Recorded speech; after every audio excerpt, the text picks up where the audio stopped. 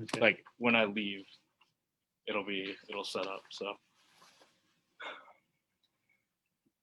we'll get a notification on the Zoom. So Yep. So we're live on Facebook now here. okay, so I'll just shut this. it on here. Distracting anyway. Okay. Yeah. There we go. Okay. Good to go. When I see it on here.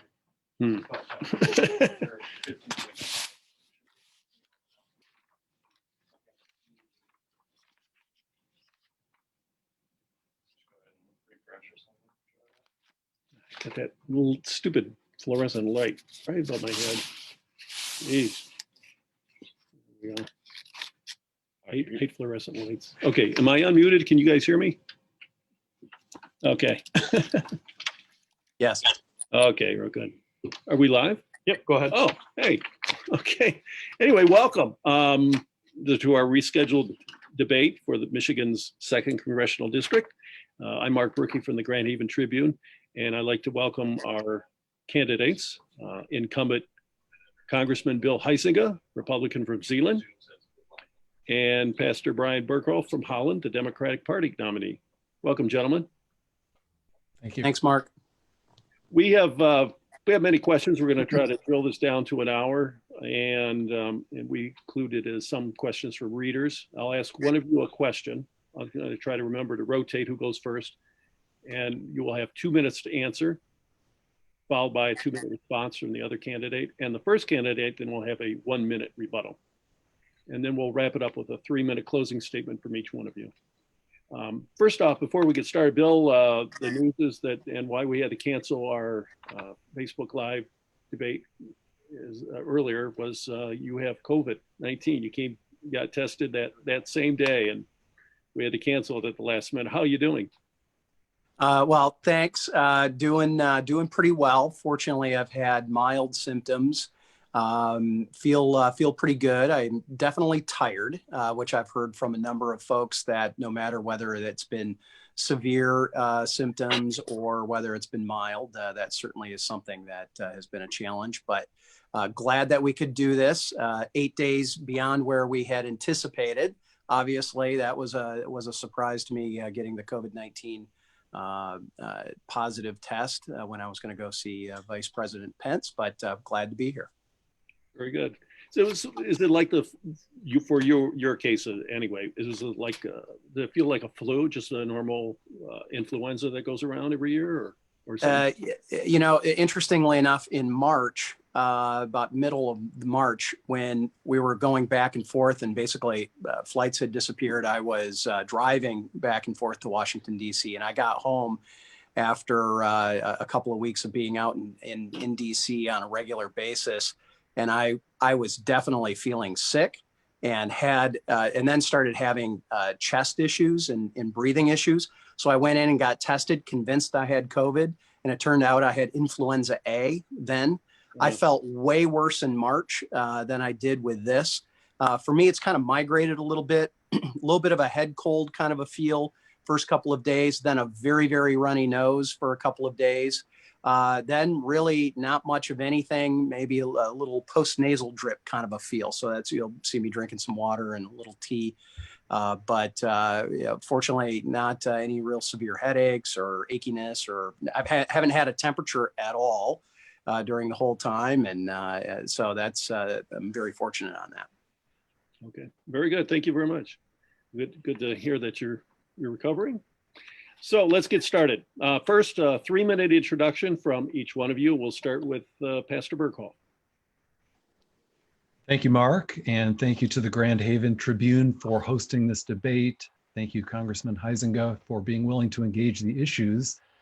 And thank you to my wife, Christy, and our 4 kids for supporting me throughout this campaign. And thanks to all of you tuning in from home. My name is Bryan Berkoff, and I'd like to be your next representative in Congress in Michigan's 2nd District.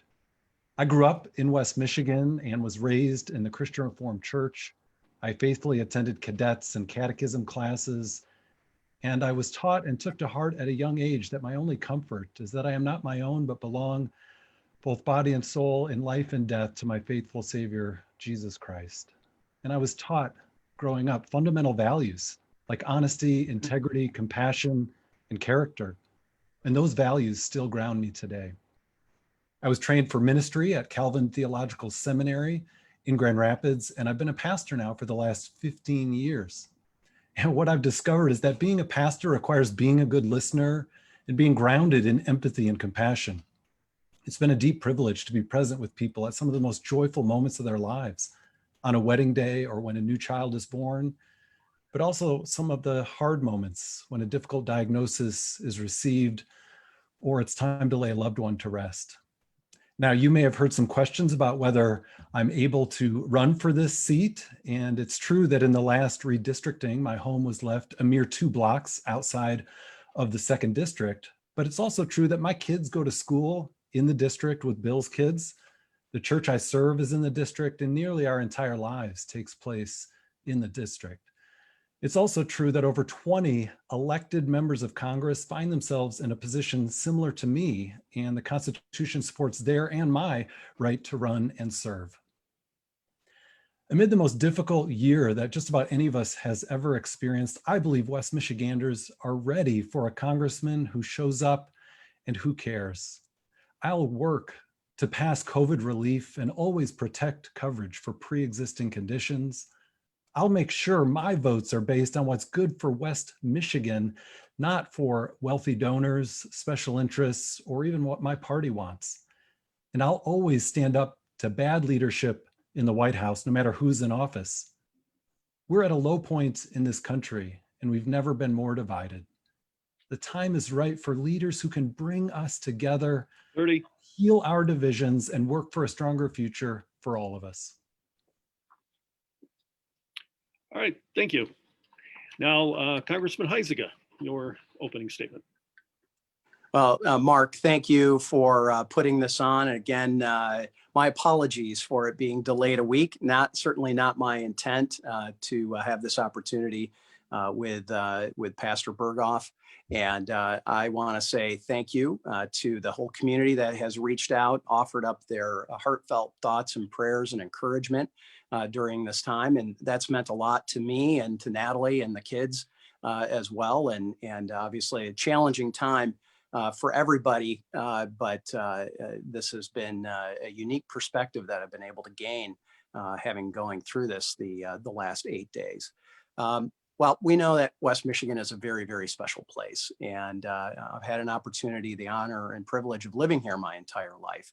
I'm kind of I've gotten a reputation in Washington, D.C. as the guy who walks around with his hand up pointing, no, over here. This is where the district is. Lots of people don't understand the Great Lakes region. They certainly don't understand Michigan. They hear I'm from Michigan and they say, well, how is Detroit doing? And it's like, well, that's about 3 hours away. We've got some unique things that we have over here that we deal with. But it's such an awesome state to represent, and certainly this district. What we do know is also that when the COVID-19 pandemic hit, we all had to rally. And it was quite encouraging what had happened in Washington, D.C. You had people talking to each other, trying to figure out solutions. And in fact, we came together on 4 bipartisan pieces of legislation. The first response, about $8.3 billion was on March 6th. That was to make sure that the CDC, the NIH, and all the alphabet soup of all those federal agencies had the proper funding that they needed moving forward, in addition to what they had been allocated already. It culminated in the end of March with the CARES Act, the largest rescue bill that the United States has seen.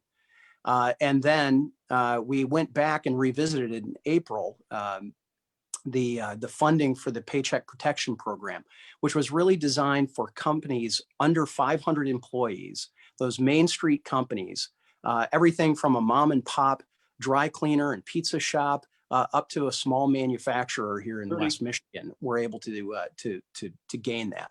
So as a small business owner, I understand the needs that we have with that.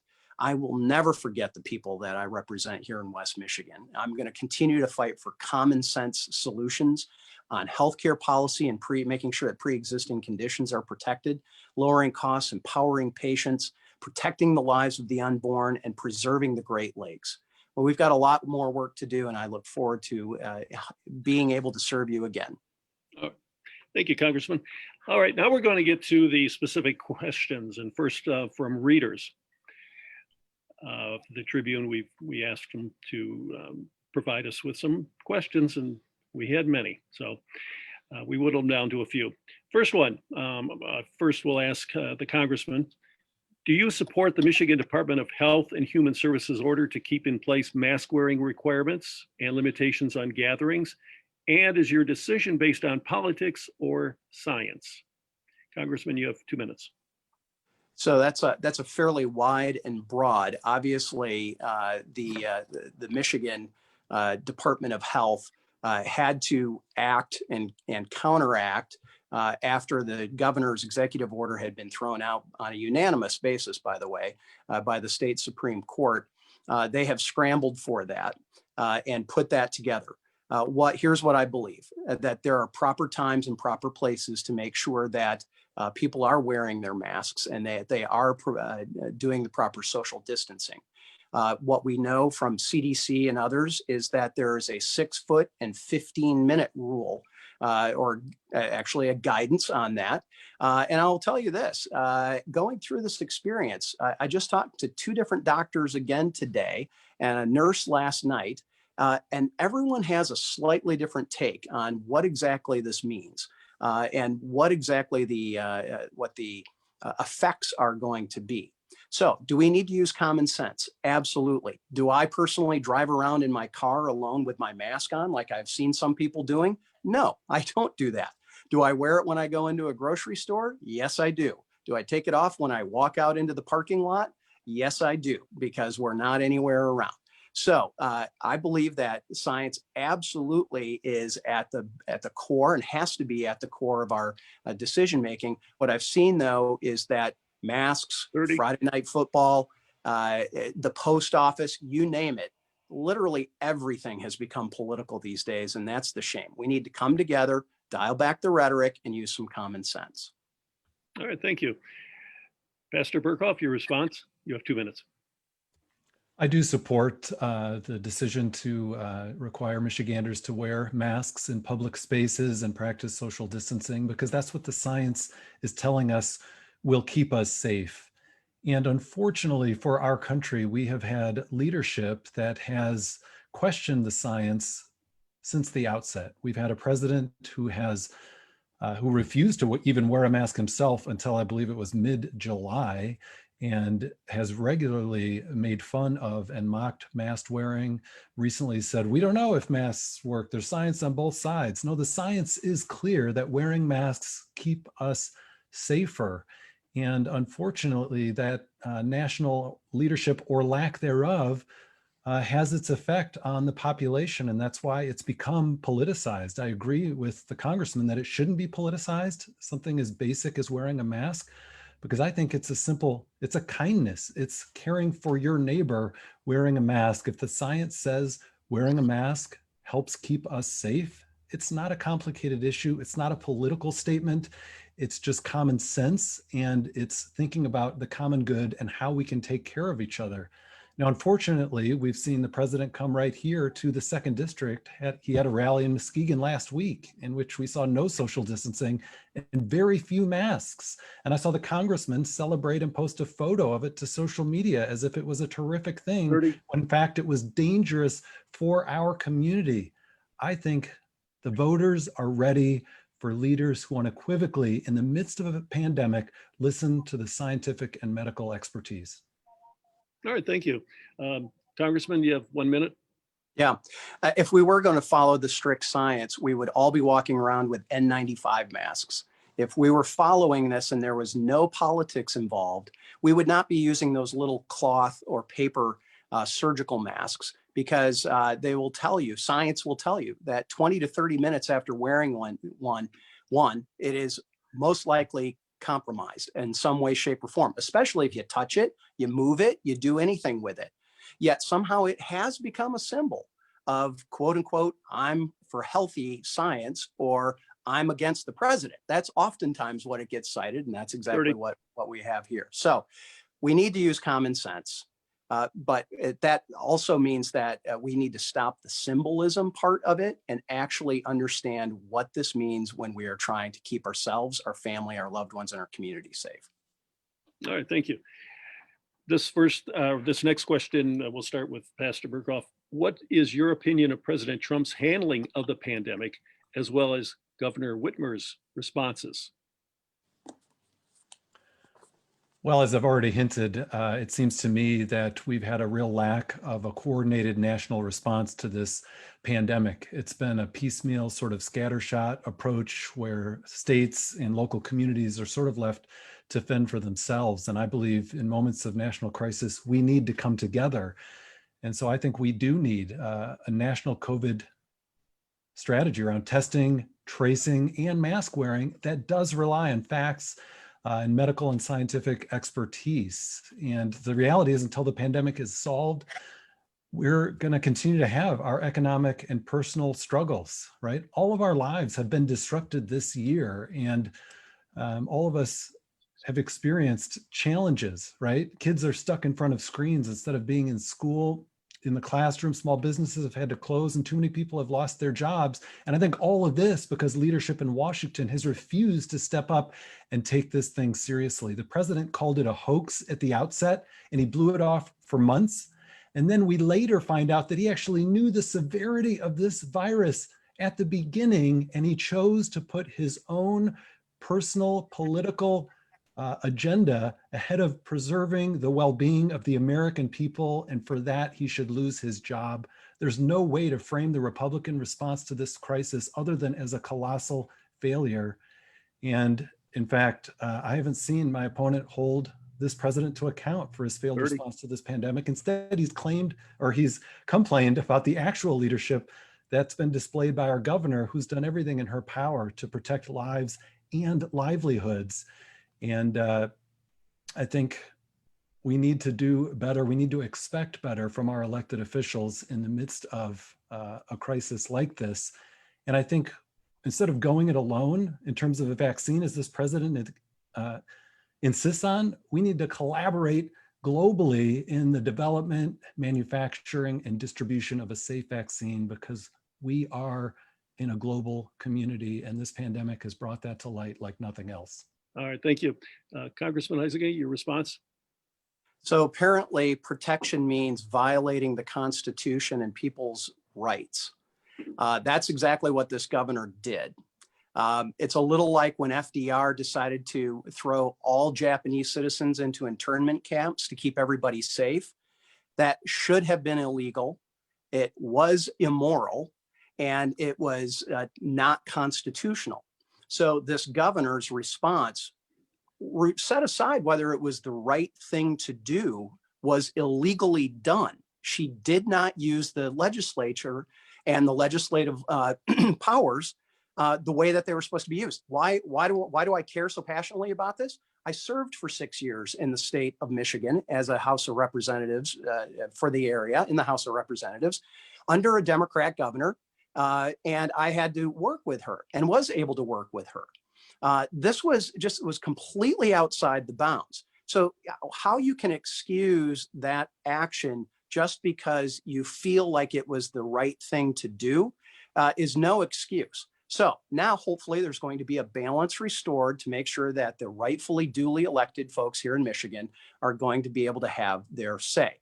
Now let's move back to Washington, D.C. If you look at what has happened just today, the FDA approved remdesivir from Gilead, one of the research companies, as the only approved remedy to deal with COVID-19. This is in record time. The FDA has been working overtime. The vice president has been working overtime with the task force. I've been on early on. I was on conversations and phone calls with the governor, bipartisan calls that were happening with the mayor of Detroit and other places when Southeast Michigan was experiencing those crises. And so we were able to cooperate as best we could. The federal government stepped up every single time that they were asked. And then I would watch the governor go and play politics on television, contrary to what we had just been having a conversation about on a conference call. That's shameful. Thank you, Congressman. Pastor Berghoef, your 1 minute response, rebuttal. Well, the governor did what she believed was needed to keep Michiganders safe. And she was getting no cooperation, frankly, from the Michigan legislature. And who knows how much economically we saved and how many lives were saved through the actions that she took. And I applaud what she did and the efforts that she took. And frankly, she was one who was always listening both to the scientists as well as to the business community in trying to navigate this uncharted path together. What she did not do is belittle scientists, mock mask wearing, or turn best practices into a political statement, as our president has done again and again and again. And he's undermined her effectiveness here in our state by tweeting things like "Liberate Michigan" and calling her a dictator. And frankly, all of that we know helped embolden and empower a threat on her life, which is awful and has no place in our society whatsoever. Thank you. The next question: following the end of the pandemic and shutdown orders, what is the best way to get businesses back on track? And should we have another stimulus check? We'll start with Congressman Huizenga. Thank you. Well, we should have a stimulus package that could have an additional stimulus check that had gone out early on. That was a $1,200 stimulus check that went out. We have collectively, in a bipartisan manner, directly put almost $3 trillion into programs, state and local governments, schools. The CARES Act, which was the largest aid package that we had ever seen in the history of the United States, had the Paycheck Protection Program in, which here in the second district is estimated to have saved almost 240,000 jobs, people being maintained on their payroll. But we've got a long way to go. We've got to go back and revisit this. And the Paycheck Protection Act, which has $138 billion allocated but unspent, is sitting there on the sidelines. Unfortunately, Speaker Pelosi refuses to release that money or to take a vote on that. We also have somewhere $300 to $400 billion of the CARES Act money that has, again, been allocated but unspent. That needs to get deployed as well. What I have rejected, and I've been criticized by my opponent for, is when he talks about needing to have fiscal responsibility, he's been advocating for an additional over $3 trillion spending bill that the speaker has been putting forward, which is just chock full of all these pet projects and pet policies from the hard left that made no sense, and certainly were not bipartisan. In fact, the last vote we took on it was a bipartisan vote against it. We had 13 Democrats that actually joined us. So we need to make sure that we are developing the medical response. We need to make sure that we open the economy in as safe and as low risk a manner as possible. And that has to be a balance. When I know my time is up, but I know we're going to have to revisit this. Okay, thank you. Pastor Berkoff. I do believe we need another COVID relief package passed right now. And it seems to me that Republicans in the Senate have much more interest in quickly confirming and passing through a Supreme Court nominee than they do in helping hardworking and struggling Americans. And that is really a misplaced priorities, I believe. Washington's inability to act on this has been astounding. It's been over 150 days since the House Democrats passed the HEROES Act back in May. And again, a bill that my opponent voted against. Now, the Democrats realized that this was likely not going to pass the Senate, so they came back to the table and they passed a smaller version, and Bill voted against it again. This measure would continue unemployment benefits, put cash directly in the hands of hard-hit Americans, protect small businesses, and so much more. In fact, this HEROES Act would repeal the $135 billion giveaway to millionaires. It would extend unemployment insurance at $600 a week. It would provide $900 billion for state and local public services who so need that money. It provides $117 billion in additional support to Medicaid, $13 extra an hour for hazard pay for essential workers, A 12-month moratorium on evictions and foreclosures, so important as people are struggling to pay rent, and $3.6 billion for election assistance grants to make sure that this election can happen safely and securely. These are not left pet projects. These are just things designed to help regular Americans. And this bill contains no threats to Social Security or Medicare. Americans need this support right now, and we need a congressman who will work hard for us to support us in this difficult time. And of course, the truth is that we can't get our lives back to normal or our economy up to speed until we stop and solve this pandemic. Nobody's going to full stadiums or packing bars until we get a hold of this virus. Thank you. Congressman Huizenga, you have 1 minute. Yeah. So those might be some things that have some bipartisan support. Here are some things that don't. Legalizing marijuana banking without a hearing. Federalizing all of the elections. In other words, putting the federal government in charge of all of those things. Trust me, there is plenty of pet policies and pet projects that are chock full of this in this last bill. And again, 13 of my Democrat colleagues looked at the speaker and said, "You are playing politics with this. We need to get serious." There is absolutely no doubt the Senate wants a far skinnier bill, far more focused bill. The White House is very eager to get an agreement. In fact, they are now up to $1.9 trillion. Speaker Pelosi is stuck and will not move because she knows it's better as a wedge political issue than it is as a real solution, and that's unfortunate. All right, thank you. Moving to our next question, we'll start with Pastor Berghoef. What would you do to push in the next session of Congress to help working class families get back to work? What I push to help working class families get back to work? Well, I think we need to look at where people are struggling. And so again, not to come back to this, but passing another relief package so that small businesses have access to paycheck protection loans so that they're able to, again, begin hiring. Again, we need a national test and trace program so that businesses can know that they have healthy employees and that it's a safe place to operate, and that we can get our schools operating again. With schools being virtual and childcare centers closed, there are millions of Americans who would otherwise be working that are staying home to be with their children. And so again, we have to get a hold of this virus and listen to the science and practice everything we can to keep each other safe, to have any kind of economic recovery. And once we begin to do all of those things, then we'll begin to see hiring happen again and so on. And I also think that we need to continue to invest in our public schools. We need to make higher education affordable and accessible. We need to invest in job skills training and as well make students aware of opportunities in the trades. And we need to support our working people and our labor unions who work to ensure that workers have fair wages, safe working conditions, and can bargain collectively for their rights in the workplace. So those are a few things that I think will get us on track and get us moving forward economically for every American. All right, thank you. Congressman Huizenga, what would you push?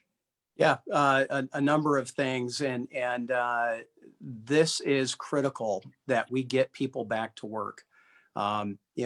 Union household, non-union household, blue collar, white collar, doesn't matter.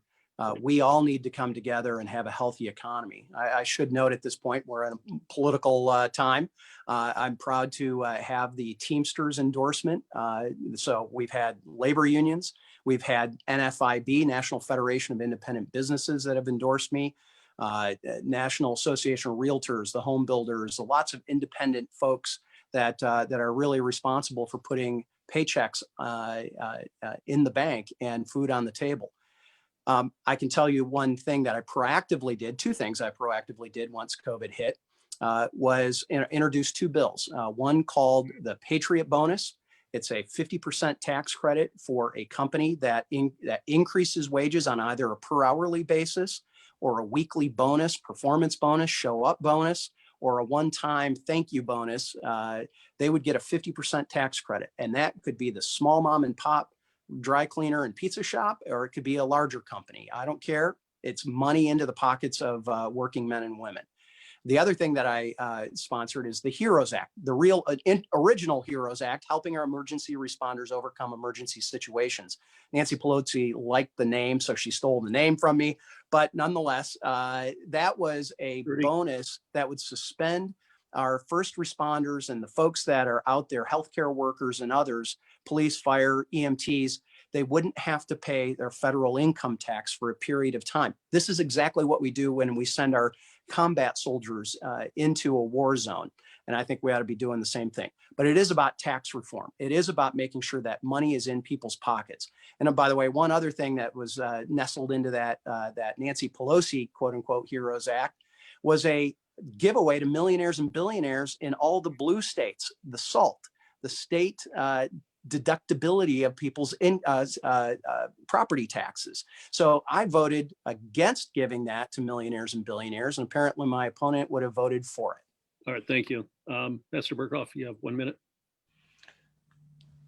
Yeah, perhaps folks noticed that Moody's Analytics did an economic forecast based on who wins this election, and they definitively predicted that a Biden win and a Democratic sweep in Congress will result in more jobs, a better and faster economic recovery, and economic gains across the board. They even project that Democrats would be better for the budget deficit than Republicans because they know that Democrats are ready to invest in America, ready to reinvest in the nation's public health infrastructure so that we're prepared to address this current pandemic and any future challenges. All right, thank you. Moving on, Congressman Huizenga, we will respond first. We're going to ask a social justice issue question. What's the best way to fix social justice issues in America? Is it reform? Is it reconstructing the criminal justice system? What can Congress do to address this issue, Congressman? Well, and you have to ask, what has Congress done and what has this administration done? And my friend Tim Scott has done a tremendous amount of work in this area. And in fact, prison reform was one of the best, most positive steps we have seen taken in decades. And it was something that needed to happen. Is there racism out there? Absolutely. We see it. You know, as a good Calvinist, I know man is depraved, sinful, fallen, and evil. That's unfortunately our nature. And we do harbor those things. And that needs to be addressed. But as the author C.S. Lewis talks about in Mere Christianity, you can change somebody's actions, but if you don't change their heart, the outcome isn't going to actually work. You need to change people's hearts. So obviously that is something that we need to work generationally on. So how else can we promote social justice and economic justice and economic opportunity? So one of the best programs that we can possibly do is called a job, getting people out there and employed at a wage that actually allows them to live. I've also worked very hard on making sure that we've expanded healthcare access and especially mental health care access. I took a model that I learned about over a number of years that Muskegon County has been doing. They called it the multi-share or the 3-share. And it was the employer, the county, and the person themselves were splitting costs to get healthcare for families. That was huge. So we've done that. We've worked with Pine Rest to make sure that Medicare and Medicaid recipients and those that are disadvantaged economically have greater access to mental health. Certainly economic growth is going to be the key for this, and we've got to make sure that those opportunities are there. Our tax reform bill had opportunity zones. Literally every county in the 2nd district has an opportunity zone, either township or city in it. And that is going to be a huge incentive to make sure that people are coming in and investing into those communities so that they can provide those jobs. And we'll continue to do those. That and educational choice. If we've got one last thing, it's going to make sure that people aren't dependent on a zip code for a good education. Thank you. Pastor Berkoff, 2 minutes. Well, for me, social justice is at the heart of what it means to be a Christian and a good human. Many of Jesus' actions, in fact, feeding the hungry, helping the sick, defending the oppressed, criticizing religious leaders and political empires, pursuing justice, always making space for the outcast, and the marginalized, these would be considered social justice actions by today's standards. And in fact, reading the Bible is what led me to look at politics differently. In the gospel text that I'm preaching on this week in Matthew 22, Jesus is asked, what is the greatest commandment? And he says, to love God with all of your heart, soul, mind, and strength. And he says, a second is like it, to love your neighbor as yourself. Well, later Jesus is asked, who is my neighbor? And he tells a story which reminds us that our neighbor includes not just people like us, but people of different faith traditions, different cultures, different ethnicities, different languages. Each of these is our neighbor. And if we don't love our neighbor who we have seen, 1 John says, then we cannot say we love God whom we haven't seen. We cannot have policies that dehumanize immigrants, that put kids in cages while deporting parents, that take away healthcare coverage. By the way, Bill has voted over 60 times to overturn all or part of the ACA, which would remove protections for coverage for pre-existing conditions. We cannot embolden racists and white supremacists and consider ourselves to be acting on social justice, at least not by biblical standards. But of course, we're called again and again to be a light unto the world and to welcome the stranger and the immigrant. And that's rooted in the biblical truth that every person is created in the image of God. And so I believe it's possible for us to have immigration laws and border policies that are both compassionate and effective. We don't need to sacrifice our humanity in the name of security. It's possible to do both. Social justice means we work for equality and welcome for every person, regardless of the color of their skin, who they love, how they identify, and where or if they worship. All right, thank you. Angelo wrote, love recognizes no barriers. It jumps hurdles, leaps fences, and penetrates walls to arrive at its destination full of hope. Congressman Huizenga, you have 1 minute. Thank you. What we need to do is make sure people are treated equal in the eyes of the law. That hasn't always been the case, and we're imperfect, but we need to make sure that we are doing that. Again, that's why I support what my friend Tim Scott had done in the Senate. We had a version, and also the Justice Act, that would look at police training, accountability, transparency. That needs to happen. But we are not a theocracy either. We are a country of laws. And all of those compassionate things that we need to do, those are calls upon me as a believer and my church community, not necessarily the government's role. The government does have to maintain border integrity. It does have to maintain a military defense of the nation. It does have to do some of these things that I know some faith leaders don't believe in. So that can't be part of what we're looking to do. So at the end of the day, economic growth is the key to this, making sure that we have educational choice as well. Looking at what Michigan had been here in the past, Michigan is one of those states where a majority of the kids that access school choice are actually minorities. Right. We ought to be celebrating that. We ought to be pushing that and encouraging that. Thank you. Moving on to the environment. This will be directed to Pastor Berkoff first. You both prioritize the Great Lakes on your campaign websites, but one thing you two may disagree on is how to move forward with energy production in our country. Representative Huizenga prefers that the federal government stays out of prioritizing a certain form of energy, while Pastor Berkoff believes in a more hands-on approach toward renewable energy and emerging technology. Tell us, why are you the best fit to deal with these issues in Congress, Bryan? Well, let me just talk a little more broadly at the outset. What I'm hearing from constituents is worry about climate change, worry about clean drinking water, and worry about how we're treating the environment. I've marched in student-led climate strikes, and I hear from high schoolers who are worried that people my age and the congressman's age aren't taking climate change seriously enough, and I share their concern. The scriptures remind us that the earth is the Lord's and everything in it, and the first task given to humans was to care for the garden that they were placed in. And so my faith tells me that we were created to live in harmony with, not in tension against, creation. And it's the overwhelming consensus of the scientific community that climate change is real, is a threat, and has human causation. And therefore, climate change, as I understand it, is an ethical, social justice, and spiritual issue, because how we treat creation ultimately becomes how we treat ourselves and how we care for our neighbors. And yet the fact is, we have a president who calls climate change a hoax, who rolls back environmental regulations left and right, has tried to dismantle the EPA and pulled us out of the Paris Climate Agreement. And we have a congressman who hasn't dissuaded him on any of these views.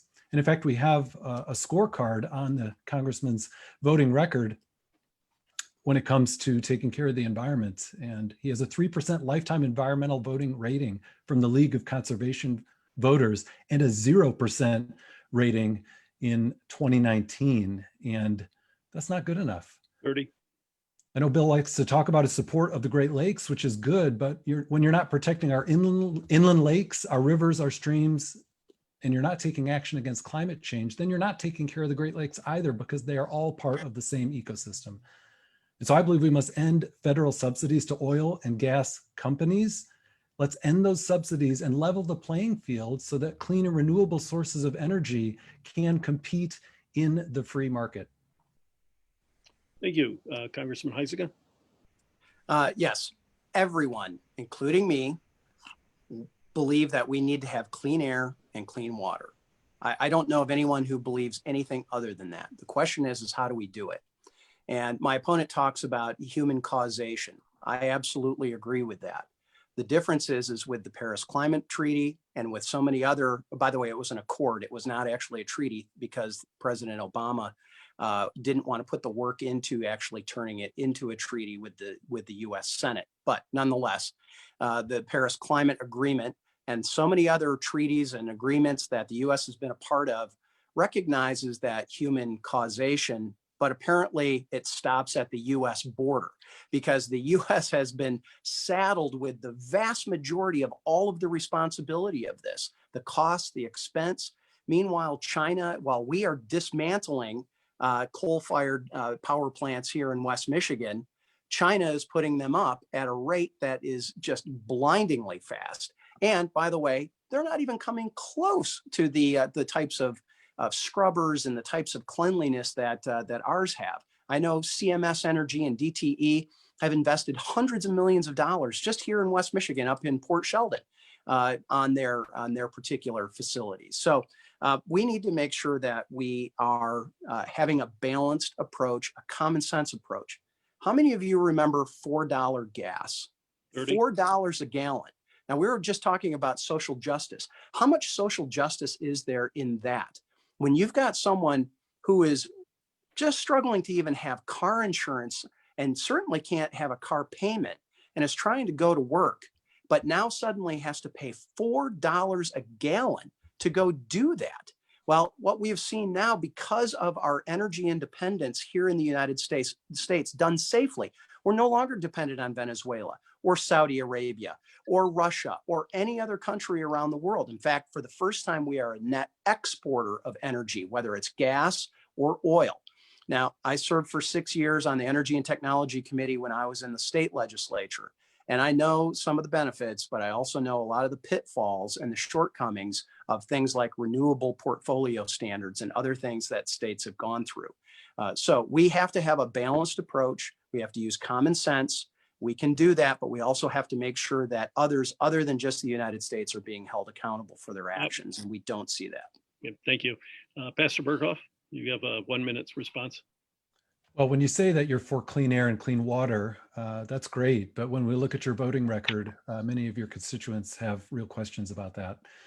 And the truth is, if we don't take climate change seriously, we are betraying future generations. It's time for the United States to be a global leader on climate change, not a global embarrassment. And so let's invest in clean energy sources. Holland already gets, the city of Holland, over 30% of its power from wind, and Grand Haven, around a quarter of its energy from solar. And the truth is, there are many jobs to be found by investing in clean energy. Michigan is a leader in the Midwest with over 120,000 clean energy jobs, and many of those are right here in the 2nd District. We're often told that we can either take care of the environment or take care of the economy, and I think that's a false choice. It turns out that we can do both, and that by investing in the environment, we create jobs and create economic gains. All right, thank you. Our next question will be from the headlines of recent news about the kidnapping plot. And we will start with the congressman. Many people, including Governor Whitmer, are saying that divisive speech in government is fueling the actions of extremists like the ones who allegedly plotted to kidnap the governor. Where do you stand on this? Certainly, we've seen rhetoric ramp up. And I can tell you, unfortunately, from personal experience, the number of death threats, smears, doxing, things like that that have happened not only to me, to my wife, to my daughter, to my kids, to my staff. In fact, one lunatic from 2 years ago who was palling around with my last opponent, who had to go have a little conversation with the police as he was harassing my 22-year-old staffer and was creating a dangerous environment. So I've experienced this firsthand. There is absolutely no excuse on any side. It is not acceptable. In fact, I believe I was one of the first people to respond when I saw that story about Governor Whitmer being having this alleged plot brought against her. I served with Gretchen for 4 years in the state legislature. We have vast differences in policy, but no family, no one should be going through that. But let's be clear who these people are. These are the same people that were ranting against Donald Trump and Governor Whitmer. These are Timothy McVeigh types who hate government at a local, state, and federal level. This is not someone who's partisan. In fact, the only partisan attack that I'm aware of came against my friend Steve Scalise and the Republican baseball team when a gunman opened fire on them, literally because they were Republicans. In fact, one of my best friends from South Carolina met the guy out in the parking lot, and the guy asked him, "Hey, who's that? Is that the Republicans?" And my friend affirmed that. And the gunman passed by him, even though his name was on the list of 10 people he wanted to kill, and walked over there and started opening fire. So there's plenty of rhetoric all the way around. It's not acceptable, and we must condemn it all. All right, thank you. Pastor Berkoff? We must immediately and unequivocally denounce any violence or threats of violence. And we should call this plot against... Hello? Yes, he's still there? Okay. I can hear you. Yeah. All right. We should call this plot against the governor what it was, terrorism, right? And it has no place in our state or nation, and we must hold accountable those who plot or attempt to carry out such actions. And I'm so grateful for our diligent law enforcement officers who uncovered and stopped it. But the truth is, words have power, especially words from the president. And we heard his words loud and clear when he tweeted, "Liberate Michigan," when he called heavily armed neo-Confederate protesters at our state house very good people, when he called neo-Nazis in Charlottesville very good people, when he stood on the debate stage a few weeks ago in front of the world and told white supremacists to stand back and stand by and refuse to denounce them. And when our president is enabling and empowering hate groups, at the very least, we should have the comfort of knowing we have people in Congress ready to call him out. But unfortunately, Bill has been largely silent. When will the party of personal responsibility take some personal responsibility? In fact, Bill had a chance to denounce a hate group that is based on lies and conspiracy theories a couple of weeks ago when Congress passed a bipartisan resolution denouncing QAnon, a group that has placed threats against my own family, and Bill refused to vote on it. What does that tell your constituents? And for those listening, I understand some of you maybe didn't like all of the governor's quarantine policies. But the last thing I'm sure you want is for folks like these terrorists to claim to speak for you. So let's stand together to denounce the hatred that's corrupting our politics. We're Michiganders, we're tough, we have heart, and we're in this together. And as your congressman, I will speak out against hate speech and threats to our safety, no matter where they come from. All right, thank you. Congressman, you have 1 minute. So let's talk about the QAnon vote. Sorry, this is going to be a little hard for me. I left Washington, D.C. before that vote happened. It was a Friday. It was a nonsense vote. Now, a basic research would show you that I put in a statement of how I would have voted, and I would have voted for that resolution. 30. The reason why I left is I have an immediate family member who has terminal cancer and is in hospice. And I made the choice for my family to leave Washington, D.C. I didn't take the easy out to go file a how I would have voted there's a new procedure that the House has implemented, which I believe is unconstitutional. And having a proxy vote is not the way that we should be operating the House of Representatives. So instead of putting in a proxy vote and having someone else vote on my behalf, I made the difficult decision to leave Washington, D.C. for the health of my family. So if my opponent wants to criticize me for that, even though he could have easily done the research to find out exactly how I would have voted on that resolution, you're right to do so, sir, but that is the wrong direction to go. All right, thank you.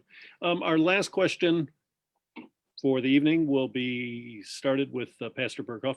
What are your thoughts on the Affordable Care Act, or is there a better way to address the healthcare and insurance issues in this country, such as a single payer universal health insurance plan? You have 2 minutes. Well, I believe that we must make quality, affordable healthcare available for all Americans. And I think we've discovered during this pandemic how critical this is, and that the health of my neighbor is just as important as my own health. You can't run a business if you don't have healthy employees. You can't send your kids to school if teachers or other kids are sick or potentially sick with a contagious virus. And we've seen how the whole economy can be harmed when public health is not a priority. We must do better in this country to make healthcare costs affordable, to make sure all families have access to the care they need, and to make our health care system more efficient. Because frankly, it breaks my heart when I hear of people who decide not to go to the doctor or seek medical care when they need it because they're not sure they can afford it. And so we should do everything we can to make sure no one is ever in that position. So I believe we must build on the foundation of the Affordable Care Act, which gave over 20 million Americans coverage, including many with pre-existing conditions. The rate of uninsured Americans is at a historic low thanks to the ACA. Again, my opponent has voted to overturn all or part of the ACA over 60 times with no plan in place to back it up. And I've spoken with parents right here in the 2nd District who have children with pre-existing conditions who could not get health care before the Affordable Care Act was passed. And they've told me that the ACA has literally saved the life of their child.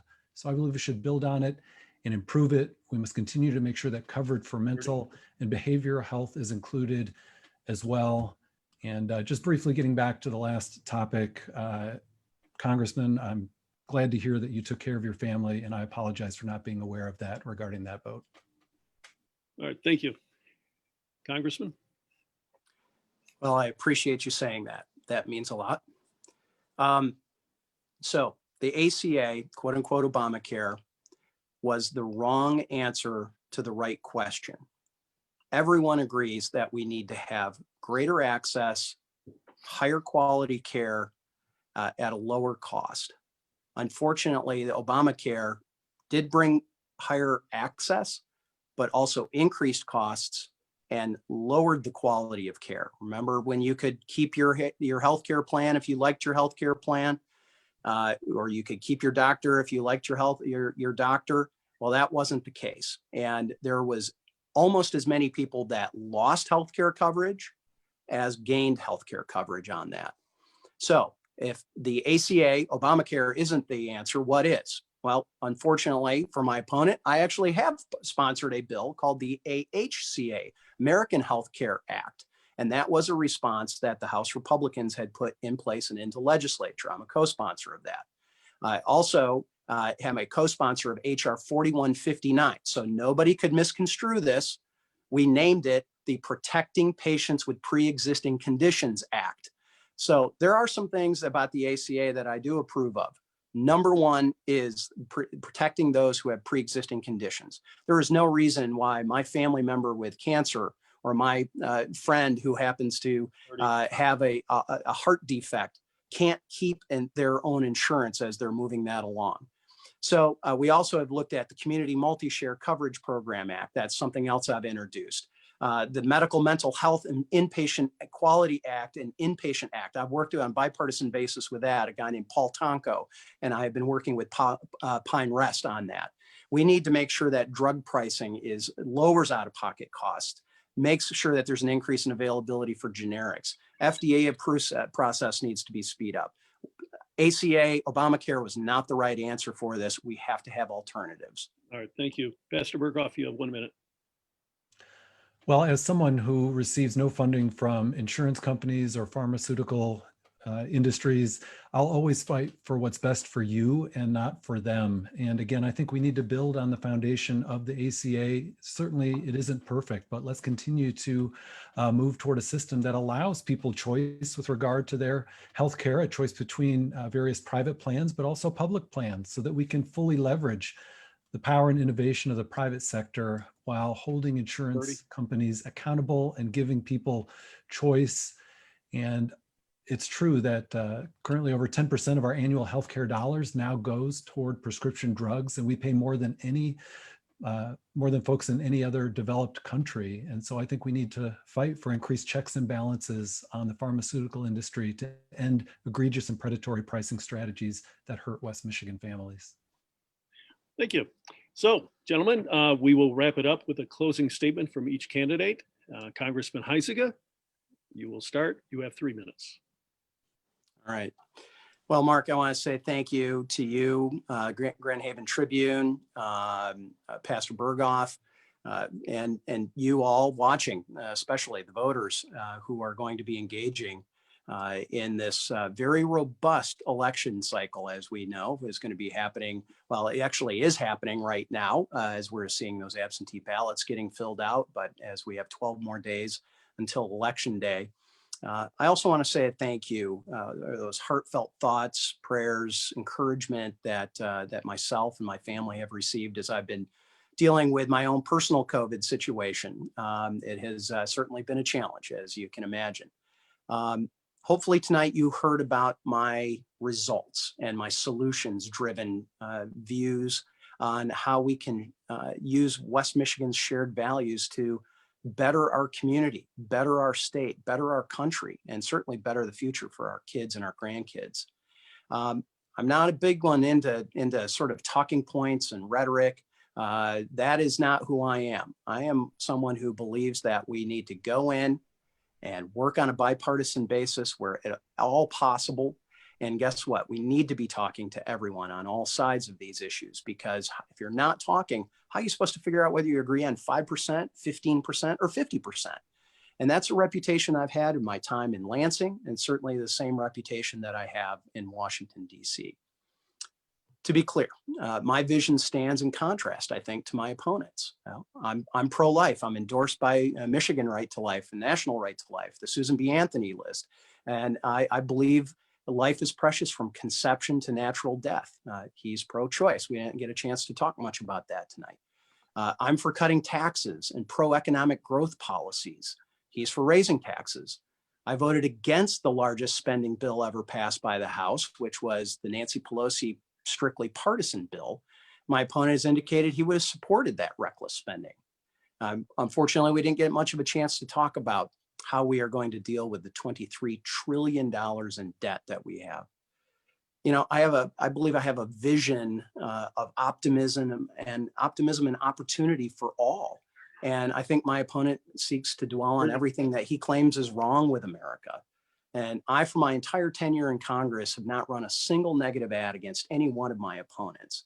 And yet my opponent has been out there throwing out false accusations and innuendo against me, my family, my staff, all under the banner of supposed integrity. So it seems like he's debating the current president more than he is me oftentimes. But here's what I know. I will never forget that I represent the people of West Michigan. I will protect those with pre-existing conditions, lower costs, and empower patients, not bureaucrats. I'm going to grow our economy and create jobs. I'm going to protect the lives of the unborn. I'm going to preserve the Great Lakes ecosystem for both the ecology and the economy of it for future generations. It's an honor to serve you in Congress, and I'll continue to work for you as I fight to revive our economy and preserve the Great Lakes. And I humbly ask for your vote tonight, and I appreciate the time. Thank you. Thank you, Congressman. Pastor Berghoef, you have 3 minutes, but as you know, 3.5 is fine. Thank you, Mark. Thanks to the Grand Haven Tribune. Thank you to Bill Huizenga for taking time tonight. And thanks to all of you for tuning in. The truth is, I don't love the oppositional nature of running for office. Bill is a brother in Christ, and it brings me no joy to point out what I see as flaws or disagreements on policy, but that comes with the territory of running for office. And what hurts me the most, I think, is that when we elected an off-the-rails president, we at least expected our congressman to be the adult in the room, but he hasn't been. Bill might want to distance himself from this president. He's seen the polling out there, and for good reason, but he can't, not when he votes with Donald Trump over 97% of the time. Just the other day, we heard about 545 kids still separated from their parents, and no one knows where the parents are. Not a word from our congressman. When we discovered that the president lied to us about the severity of the virus, which has now left over 220,000 Americans dead and economic devastation everywhere, Bill has no criticism of that. When the president comes to West Michigan to create a potential super spreader event with no social distancing and very few masks, Bill celebrates it. When we hear immigrants described as criminals, rapists, and murderers, silence. When we hear white supremacists described as very fine people who should stand back and stand by, more silence. Now, Bill accuses me of going negative in this campaign. Believe me, I don't like to talk about shortcomings of my opponent, but let's remember that highlighting someone's record is not a personal attack. It's called accountability and truth-telling, and I think we need more of it. Friends, when is enough enough? I'm tired, and I know you are too. It's been a long campaign. It's hard work, and I'm not a politician. And I certainly didn't get into this race because I love politics. I got into it because I love my neighbor, and right now I'm worried about my neighbors. If you're Black or brown or gay or not a Christian, do you feel represented right now? Do you feel heard? Do you feel like you matter? And I'm tired of the division. I've spent over 12 years bringing people together across religious and political, the religious and political spectrum. And I know that when we sit down at the table together, good things happen. And yet for the last 4 years, we've had a president who has tried to tear us apart, and we have a congressman who's been happy to be along for the ride. But I believe it's time for us to remember that before we are on the left or on the right, before we are Republican or Democrat or anywhere in between, we are friends, we are neighbors, we are fellow Americans. I promise always to listen to you, whether you vote for me or not, because I believe we are better together. And so it's time to turn the page toward a better West Michigan, a better America, a better us. And in the end, this campaign, it's not about me and it's not about Bill. It's about you and making sure that it's your voice that's heard in Washington. And I will do everything I can to make sure that it is. Thank you. All right, thank you. I want to thank both of you, gentlemen, for taking the time to tell us what you think about the issues. Good luck. Election coming up November 3rd. I do want to mention that local journalism is vital to a community. We ask that you support yours by subscribing to your hometown newspaper, the Grand Haven Tribune. You can subscribe at grandhaventribune.com. So, Pastor, Congressman, have a good night. Good night. Thanks, Mark. Appreciate the opportunity.